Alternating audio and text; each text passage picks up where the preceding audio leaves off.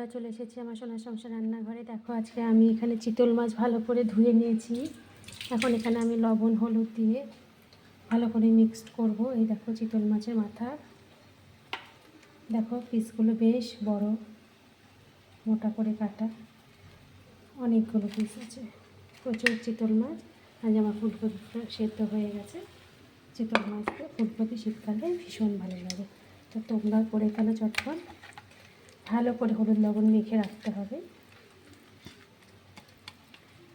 চিতল মাছ ভালো করে হলুদ লবণ মেখে তারপর লাল লাল করে ফ্রাই করতে হবে। ঠিক আছে, চলে রাখছি, বাকি রেসিপি পরে দেখাচ্ছি। সাবস্ক্রাইব করো, কমেন্ট করো, জানিও কেমন লাগলো।